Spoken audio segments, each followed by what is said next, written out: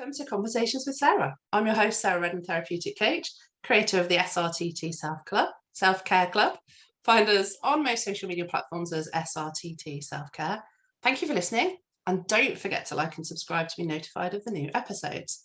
Today, I'm joined by modern mystic Jane Hill of AmethystLiving to have a conversation about how meditation has helped her managing anxiety. Thank you so much for joining me, Jane. Hi. Hi, thanks, Sarah, and thanks for inviting me on today. It's really nice to be here. Thank you. So would you like to introduce yourself, let people know who you are? Okay, so as you said, the easy questions first. As you said, I'm Jane. I call myself a modern mystic for want of a better term. I'm Scottish, as you can probably gather, and I live in the beautiful Scottish borders, not very far south from Edinburgh.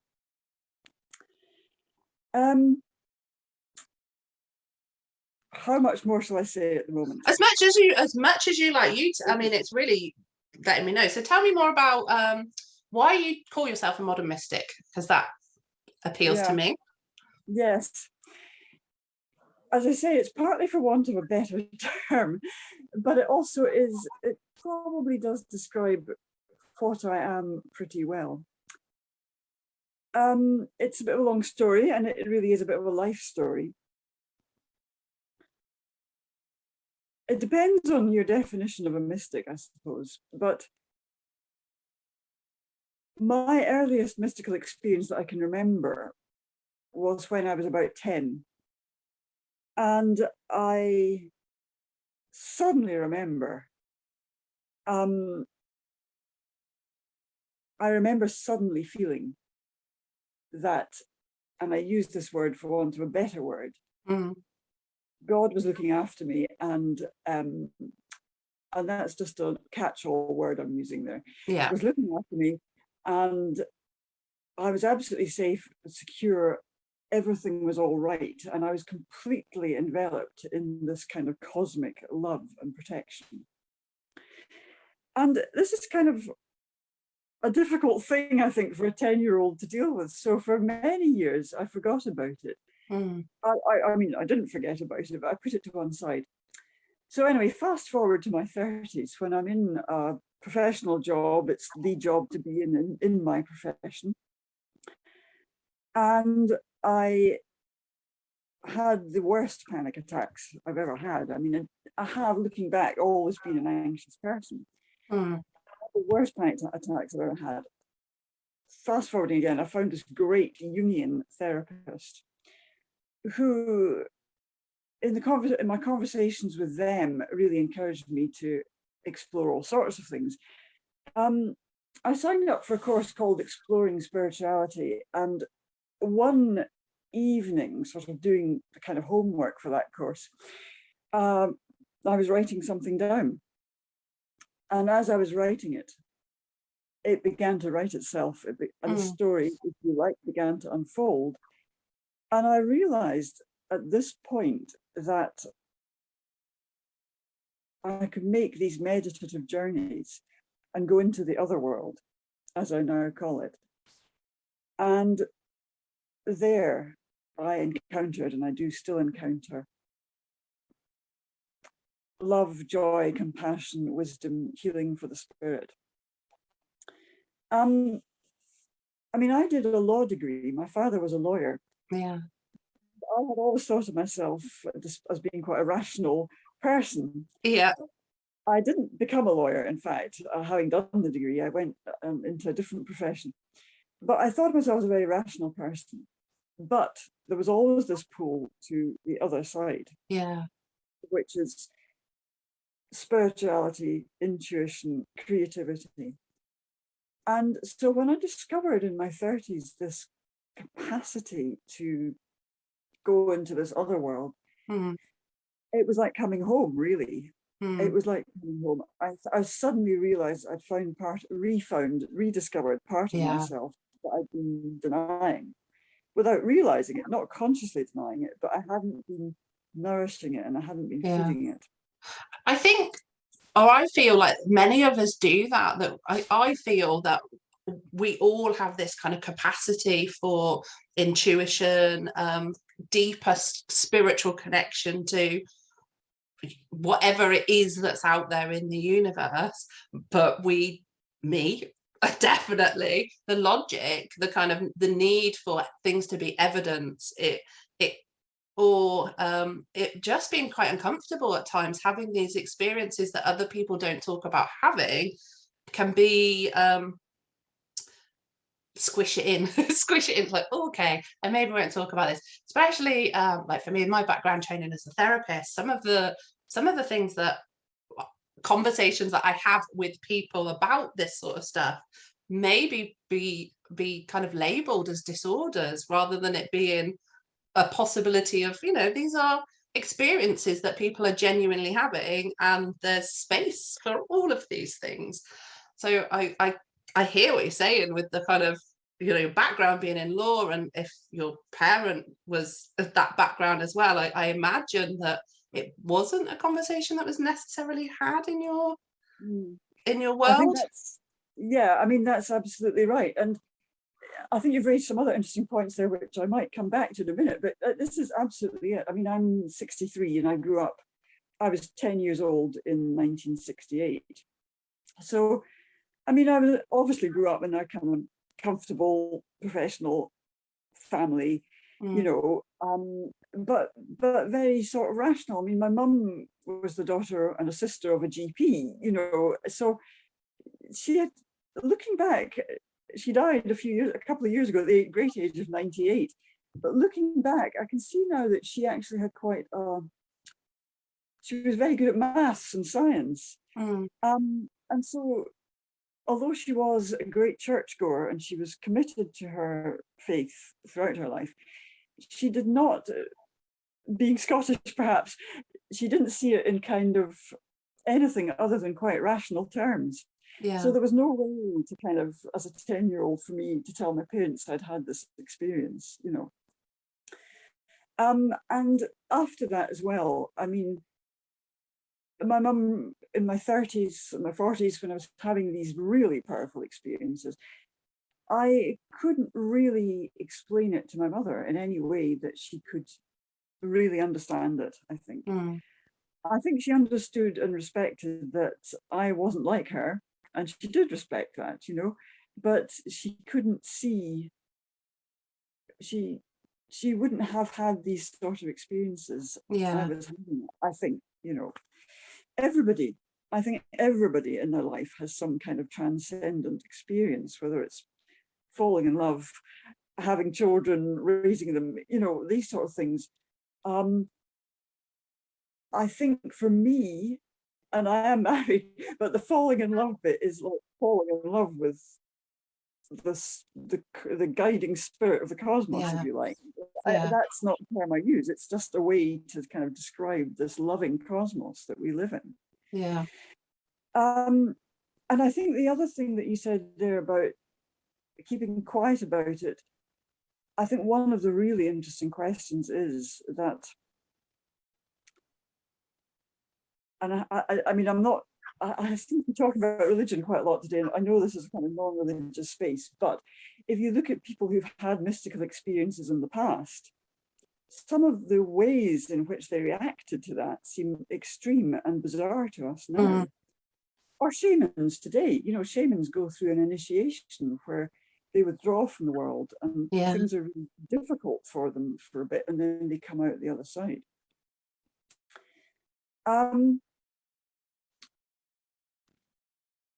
And I want to be really careful how I say this next bit. I think I'm an anxious person. I think I'll always have that anxiety and always live with it. It is not to say that I welcome it, but I think it's always there. But I think a lot of my anxiety in my 30s was because this spirituality, this side of my nature, wanted to be nourished and acknowledged and given expression to. And because it wasn't being allowed out in any shape or form, I was getting ill. My anxiety was getting worse and I was getting really ill. Yeah. And the thing I want to be really careful about saying, because I don't want to be misunderstood, but I think a lot of mental ill health may come from this suppression of our true selves. Yeah, I completely agree with you. For me, sort of where I'm at now with things, and it changes as I get more information, as I have more experience. I hold the hypothesis that sort of depression, anxiety are symptoms of life not being lived in the way it needs to be, or self-expression not being allowed, or it is, we're trying to operate in a world that's not really designed for humans to be living to our highest kind of power, our greatest experience of living. And again, I struggle with kind of vocalizing exactly what I mean by that, because it's more often than not an emotion. It's a sense, it's a feeling, it's an emotion that at times is in conflict with some of the training that I've had. But it is that if we looked at these things differently, may we treat, quote, when we treat it differently, may we experience how we recover from or manage these things in a different way, which is why I was really interested in hearing sort of about you using meditation, because I use meditation as well for managing some of my stuff that goes on. So it's interesting to kind of look at these things away from the medical model, and if we didn't, and I can't say the word, but pathologize things, would we look at it differently, and would we experience things differently, and would, if we actually went, oh, this is coming up for me, this is going on for me, this is I say it's like the body is communicating. When you're feeling anxiety, the body is telling you something, it's letting you know that maybe this isn't a good space for you, or there's something out of balance somewhere, and to be explorative around that. I don't know if this is alongside what you're saying or different to what you're saying, but I agree with you in your original point, and that's the things that I kind of feel about it as well. Yeah, I mean, I absolutely agree with everything you say there, Sarah. That anxiety is a symptom, really, of our soul wanting deeper expression. And I think that's, if you call yourself a mystic, it's about giving expression to your soul and connecting with the divine in some way. For me, that's what I need to do. Yeah. To kind of live with my anxiety. For other people, it might be something different. But my meditations, obviously, I work with guided meditation, and they started out being very much about my being in a sacred landscape. And I had this wonderful sort of few years when I explored this sacred landscape and discovered the things that were in it. Now, perhaps when I lead guided meditations, they're a little more abstract. I've been leading a few recently where it's simply about peaceful mind and calm mind. But there's something about perhaps the sacred landscape is simply the landscape of my soul. I don't know. To me, it seems to have a reality in some sense. But in that landscape, I meet, or I have met, I have encountered, divine love, joy, wisdom, compassion, and healing for the spirit.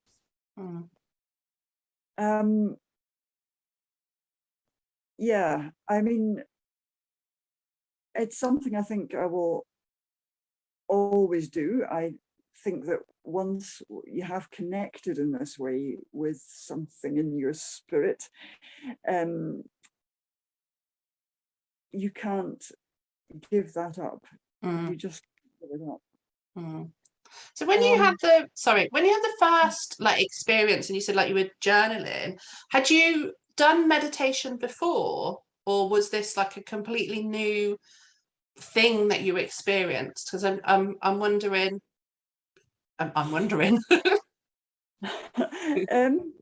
It was completely new, really. I mean, I was in the 1980s, I was in my 20s, and in the 1980s, there was a lot of what was then called New Age stuff really coming to the fore.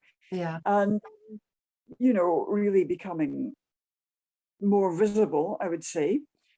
And I had gone along to a few classes, but never found that anything really worked for me. I mean, I did yoga, that worked for me physically. Yeah. I did a few core classes in kind of Tibetan Buddhism, but that didn't really do it for me. Very few.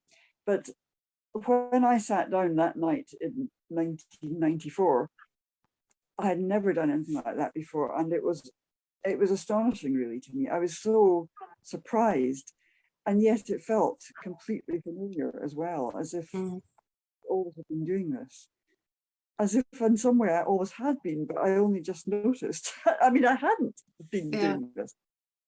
And this sense that this, for me, it seems to be when I write, this sense that something was unfolding and I wasn't consciously directing it.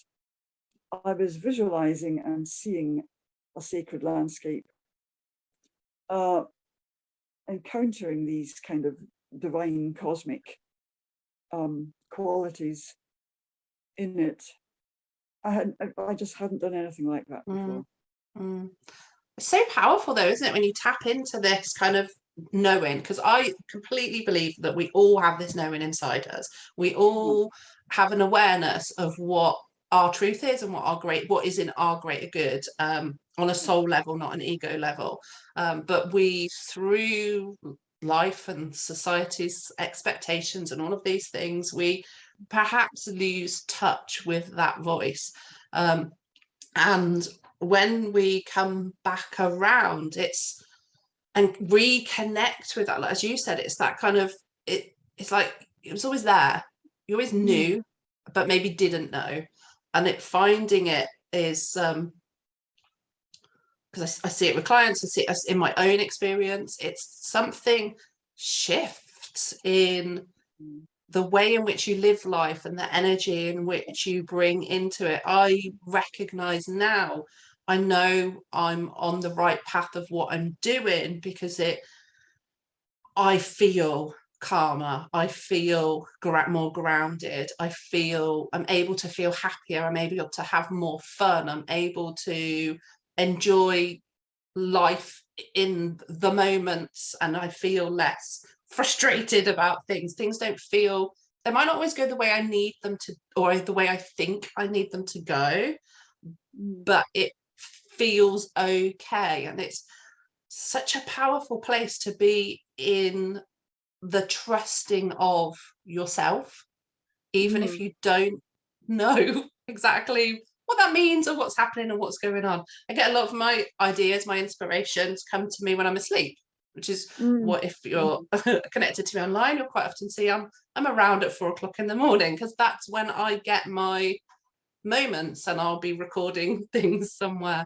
And before, I've talked about this before I'd get quite frustrated that I'd be awake because of insomnia, but now I see it as, this is that moment, and I'll record whatever is coming up for me, and then I can go back to sleep, because my life now allows me to do that.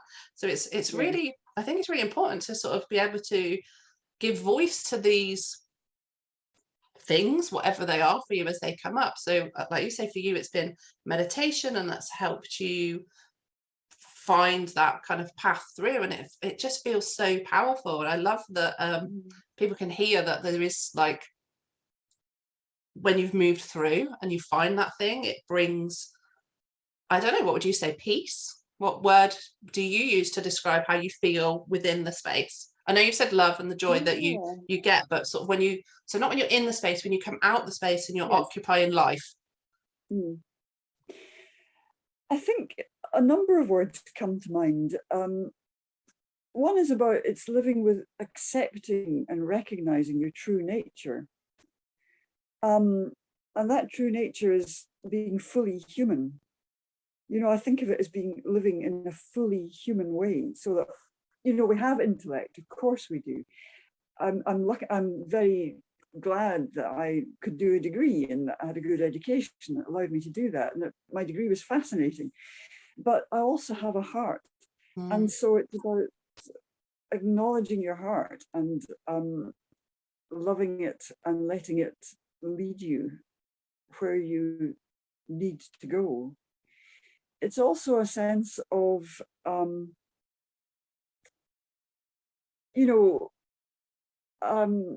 you were speaking about how you felt, when I say accepting your true nature, accepting that to be awake at 4 a.m. is your truth, and it's not a nuisance and it's not a problem.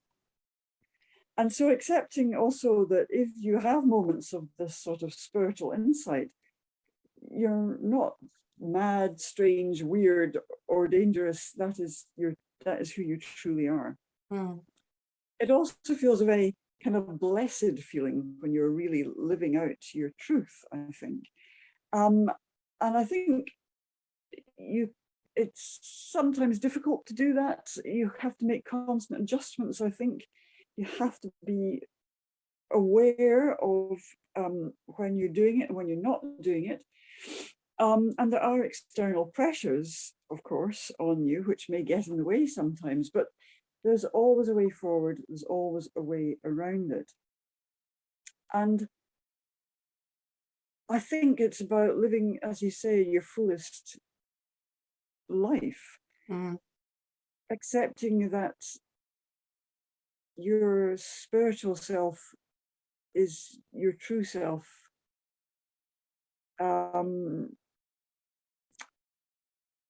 That you're going to be safe and secure no matter what happens. Having trust in that.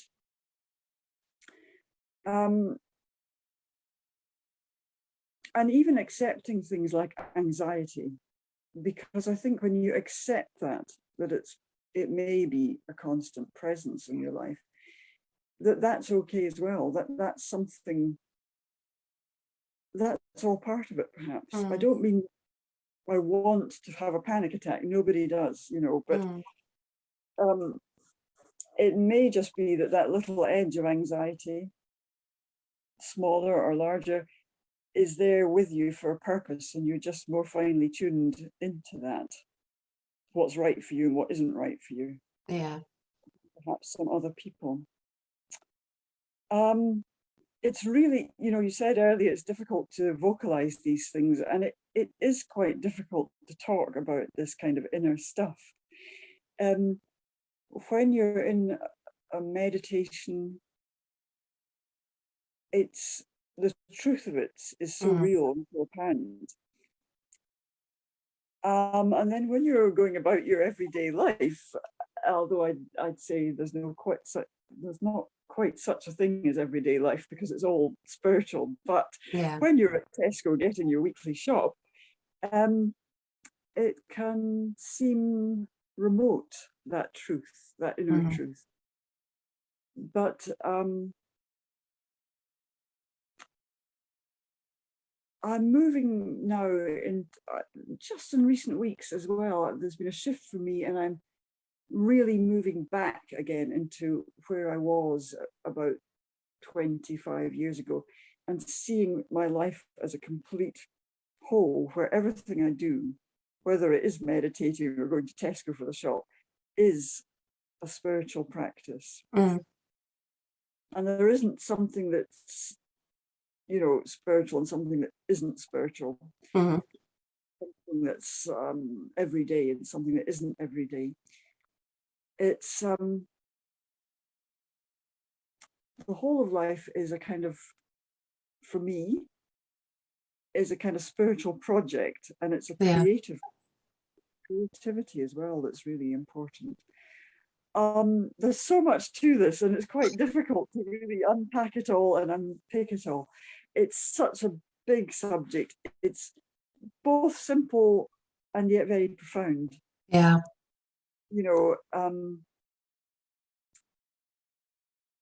I think if one can see one's life as a creative spiritual project, and everything in it as part of it, and not push some of it aside, and welcome it all in and accept it in.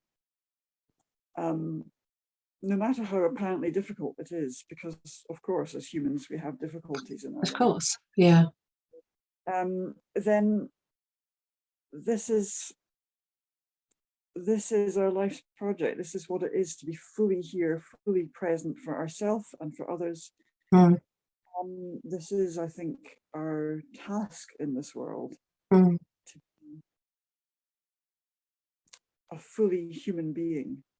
I agree, and I completely agree with you. And so, like, if I frame everything through the lens of self-care, because for me, that's what self-care is. It's that nourishment of self, whatever that is for you, and it's all of the things you're saying. It's the moment. So it's, for me, it's I've got to a place, and this is what I share now, that approaching life with curiosity, with, rather than sort of, this isn't, it's just being curious about stuff, being curious about what you're experiencing, how you're experiencing, what is in your greater good, being playful with things, allowing space for the unknown, allowing space for the uncertainty. Me of, 20 years ago, like, so now I have systems in place and things to keep me organized, but that's very different to me of 20 years ago, that kind of almost needed to think out how situations were going to go, so that when things went really badly, I was equipped to deal with it, because that's where my life was at that point. There was things that were difficult to deal with, so my only way of dealing with everything was to visualize every possibility and know how I was going to cope with every possibility, to know that I could cope. Whereas through those experiences and through being able to kind of trust in myself now, it's like, I don't need to worry about it. It doesn't mean that at moments I don't worry, but I don't need to do all of the kind of the planning and the, if this happens, I'll do this and this. And it's such a different space to occupy, to kind of just be able to trust in, it will be okay, however it is, it will be okay. And that I can have space and grace in whatever I'm experiencing. It's just so different, isn't it, as you sort of start to be whole rather than fragmented, I think, is where I'm at with it. Yeah, and I love what you say about, moving from trying to, if you like, control the future, which hasn't happened yet, Yeah. in a sense, to being in the moment. And that is such a meditative thing. So, and this is a thing about anxiety as well. What if this, what if that? And I still catch myself doing that a little bit. But to say, well, I'm here right now, here and now, and I'm okay here and now. And then the future hasn't happened yet, but in the future, I will be there in that moment, and it will unfold. And it's this thing about life unfolds. It's not predetermined. We can't control the future. We hope that we would like to know how, we want it to play out. We have a vision, a wish for our lives. But it's this sense of, there's this moment, there's this moment, there's this moment. Our life is a series of moments here and now. We're here right now in this moment. And that's really, I think, what life is, And I think that's a bit of an antidote to anxiety. I can't pretend that I can fix someone's anxiety, but I have certainly helped myself. I don't see what I do as being solely or even primarily to do with anxiety, but one of the side effects, if you like, is that it has helped me with my anxiety. And I think if we can see our life as being as you say, this is sort of glorious, just, I hesitate to use the word unpredictability because that might ring alarm bells for some people, but this glorious unfolding story that we get to take part in. Much like one of my meditations, actually, that's what they're like. I don't know what's going to happen. I sort of do now because I've got a repertoire, but when I was first doing it, they were just unfolding and it was a glorious adventure. So, yeah, I mean, saying that, I think of myself in 1993 when there were times I could barely step outside my front door. And I can't say that I'm the most adventurous person even now, sort of physically, but my view on life has changed completely.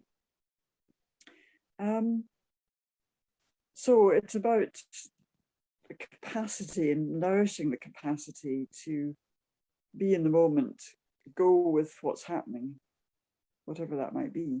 Yeah. It's brilliant. And I am noticing the time. So we're in the moment of it needing to be bringing things to a close. If that feels okay with you, does that feel like we're, I mean, I feel like we've shared about what we were going to share about, but maybe in a slightly tangent of a way, but it makes absolute sense to me. And I've really loved this conversation. I've really enjoyed what we've explored. And I hope that people listening have also enjoyed coming along for the listen. Is there anything that you would like to leave people listening with to take away into their day? Well, I second everything you've said, Sarah. This has been a great conversation. We've touched on some really big stuff here, so big, really. And it's been really great talking to you. And I would just like to say to people that if you think of meditation, it doesn't have to be sitting for an hour. It can be, being the Buddha. Breathe in for 4 counts, breathe out for 8. That's all you need to do, and repeat as often as you like. I don't say that's all you need to do, but it's a start. Yeah. Breathe in for 4, breathe out for 8. Sit down and just be with the breath and take it from there and see what happens. Perfect. Thank you. Thank you so much for sharing it. And as you're saying that, I'm doing it and breathing. And I mean, I have a big sign in my room that tells me to breathe. And that is one of my first sort of steps into meditation was breathing, just actually being mindful about my breathing and connecting in. It's so powerful. And I think it's something that can be dismissed if you haven't experienced it or you've tried. Often we can try things and it doesn't work the first time or immediately, and it can feel a little frustrating. So absolutely, I echo, try the breathing, give it a go, come at it with an open mind, be playful about it, experiment, see what works for you when it works for you. So thank you so much, Dave, for being my guest today. Thank you for coming and speaking with me. Thank you to those that have listened. I hope that you have enjoyed today's episode. To connect, find out more about me and my guests, follow at SRTT Self-Care on your favourite social media platform. I'll be back next Wednesday with a new guest. Until then, stay curious and be kind to yourself.